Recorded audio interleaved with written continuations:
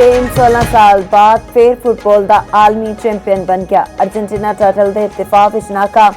सनसनीखेज फाइनल विच अर्जेंटीना नूं 1-0 तो शिकस्त। स्पेन वालों फैसला कुन गोल फिर फर्न टोरेस ने इजाफी वेले विच कीता। मुकर्रर 90 मिनट विच कोई टीम गोल ना कर सकी। स्पेन के खिलाफ पूरे टूर्नामेंट विच सिर्फ एक गोल होया। स्पेन की जित उत्ते दारुल हुकूमत मैड्रिड बार्सिलोना समेत मुल्क भर विच जश्न। शायकीन सड़कों उत्ते निकल आए। टीम के हक विच नारेबाजी। न्यूयॉर्क विच भी स्पेन के हामियां दा जश्न।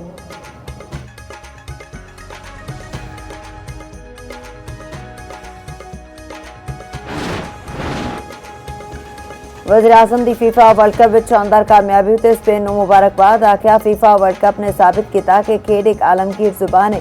इस सरहद तो बालातर होकर पूरी इंसानियत को जोड़ दिए।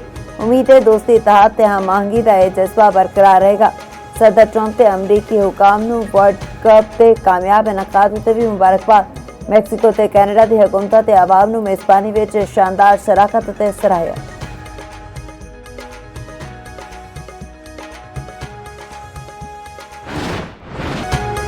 अमरीका ने ईरान के हमलियां का दायरा वसी कर दिता। सिस्तान, बलूचिस्तान ते खुजिस्तान विच भी फिजाई हमले। तबरीज, चाबहार, माशहर, बंदर अवाम, सिरक और मस्कान ते कोनार्क समेत कई इलाकों में भी निशाना बनाया गया। खरमोज विच हमलियां के पास इलाकों में बिजली मुअत्तल हो गई। अमरीकी सेंटकॉम के मुताबिक मुसलसल 9वीं रात हमले में ईरानी फौजी कमांडर सेंटर्स फिजाई दिफाई तंसीबात में निशाना बनाया। साली निगरानी मराकज से ड्रोन लॉन्च साइट में निशाना बनाया। खुजिस्तान विच ज़ेरे तामीर जोहरी बिजली कार नूं निशाना बनाने का दावा। सेंटकॉम ते इराक विच एक होर अमरीकी फौजी हलाक होने की तस्दीक। अमरीकी फौजी 18 जुलाई नूं ईरान के ड्रोन हमले विच मार सुटिया। दूजे पासे कुवैती हुकाम का कहना है कि ईरानी हमलियां नाल शहरी तंजीबात समेत पानी साफ करने का एक प्लांट मुतासर होया। बहरीन विच हमले के पेश नज़र खतरे के सायरन बचा दिते गए।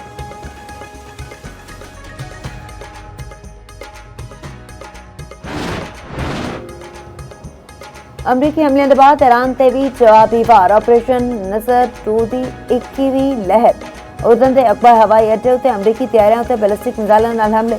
अमरीकी C-7 टन ट्रांसपोर्ट ते P-8 कमांड तैयारियों नूं निशाना बनाने का दावा। कुवैत ते अल सालिम बेस उत्ते ड्रोन हमले। रडार गोदाम ते MQ-9 ड्रोन ते हैंगर तबाह कर दिते गए। करमानशाह सूबे विच एक MQ-9 ड्रोन मार सुटन का भी दावा। पाकिस्तान इनकलाब ताब नहमज विच 2 तेल बरदार जहाज तबाह करने का दावा। आख्या अमरीकी इकदाम जारी रहने तक हुरमस महफूज नहीं रहेगा।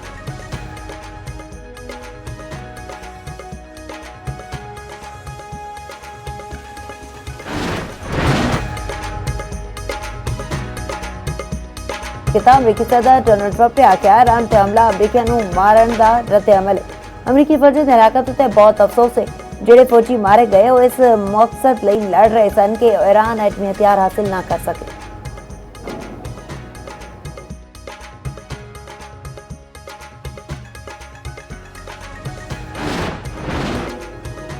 ईरान में वेनेजुएला बरकरार नहीं है। ईरान को धमकी दी जा सकती है न लालच। ईरानी अफसुदा यूरेनियम फरोख्त नहीं की जा सकती। ईरानी वज़ीर खारजा अब्बास अरागची ने आख्या कि 12 दिहाड़े जंग तो पहले मुज़ाकरात में ईरान को लालच देने की कोशिश की गई थी। जंग के बावजूद ईरानी पॉलिसियों के असूलों में तब्दीली नहीं आई। ईरान पहले तो और मजबूत होकर उभरा है। दुनिया को एहसास हो गया है कि हुरमस ईरान की असल ताकत है।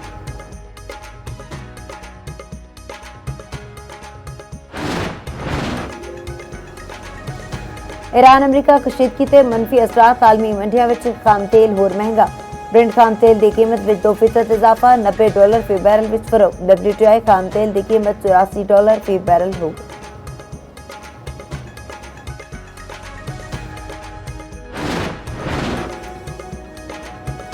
ईरानी वज़ीर दाखिला सिकंदर मोमिनी का रवां हफ्ते दौरा पाकिस्तान का इम्कान। ज़राए के मुताबिक ईरानी वज़ीर दाखिला रवां हफ्ते पाकिस्तान का दौरा कर सकते हैं। ईरानी वज़ीर पाकिस्तान की क़यादत से वज़ीर दाखिला मोहसिन नकवी नाल मुलाकात करेंगे।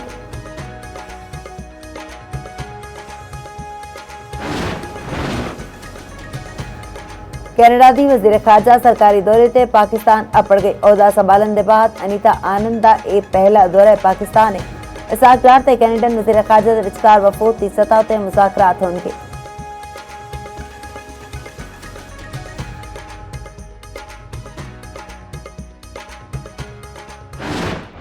कोतल समेत पालाई केपी विच शदीद बारिश। बरसाती नाले विच तोगियानी कई गड्डियां सैलाबी डेले विच बह गईयां। नत्या गली ते गिरदनवा विच दूजे दिहाड़े भी बारिश। नशेबी इलाके में तुगयानी ट्रैफिक रवानी भी मुतासिर। पेशावर नौशेरा ते हरीपुर विच भी मूसलाधार बारिश। नशेबी इलाके में पानी जमा हो गया। मरदान दे इलाके रुस्तम विच आसमानी बिजली डिगन नाल कमरे की छत डिग गई। 2 बच्चे जांभाग, मां दी शदीद जख्मी। शकरगढ़ शहर के गिरदनवा में सुबह सवेरे गरज चमक नाल बारिश। नकियाल, पाक समेत आजाद कश्मीर के मुख्तलिफ इलाकों में बारिश।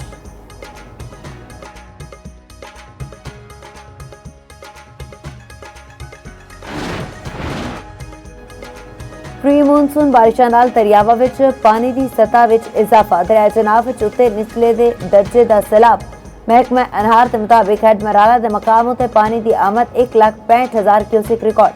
अखराज 1,42,000 क्यूसिक है। खान की बराज से थाओं ते पानी की आमद 1,23,000 तो वध, जबकि अखराज 1,15,000 क्यूसिक तो वध है।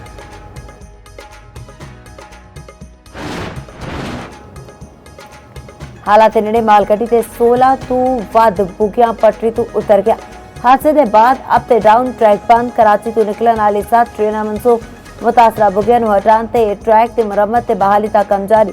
रेलवे हुकाम के मुताबिक अप ते डाउन ट्रैक की बहाली भी 24 घंटे तो बाद वेला लग सकता है।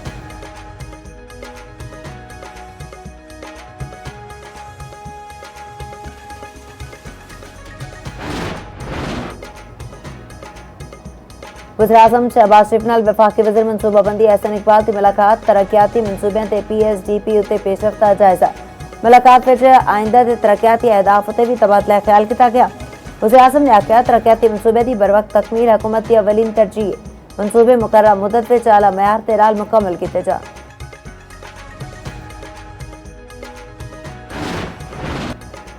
नौरीन नियाज़ी का बयान नाकाबिले माफ़ी है। अवाम में शदीद गमो गुस्सा है। वफाकी वज़ीर इत्तलात तारत आखने नौरीन नियाज़ी ते बिरादी पार्टी डूब रही है। अपने बिरादी सियासत के पीछे उन्होंने मार्का हक उत्ते सवाल उठाना शुरू कर दिता है। वज़ीर मुमलिकत दाखिला तलाल चौधरी ने आख्या नौरीन नियाज़ी के बयान तो साबित होया है पाकिस्तान के खिलाफ प्रॉक्सीज ने खातून या मर्द कानून के मुताबिक कार्रवाई होगी। वफाकी वज़ीर तारिक फजल चौधरी ने आख्या मार्का हक तो मुतल्लिक नौरीन नियाज़ी का बयान काबिल मुज़म्मत अफसोसनाक है। वज़ीर मुमलिकत बिलाल असर क्यारी ने आख्या PTI अपने सियासी मफादात लिए किसी भी हद तक जा सकती है। वज़ीर मुमलिकत चौधरी ने नौरीन नियाज़ी तो अपने बयान से कौम तो माफ़ी मंगन का मुतालबा। गवर्नर पंजाब सरदार सलीम हैदर ने फील्ड मार्शल ने दुनिया में पाकिस्तान का मोराल बुलंद किया। सियासी जमाता सियासत करन मगर मुल्की वकार का ख्याल रखन।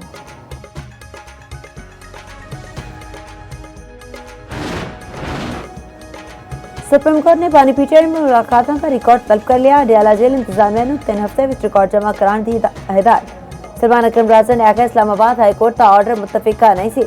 जस्टिस मोहम्मद अली मजहर ने रिमार्क्स दिते जे ऑर्डर मुतफिका नहीं सी ते तुसी हाईकोर्ट में नजरसानी दायर कर दे।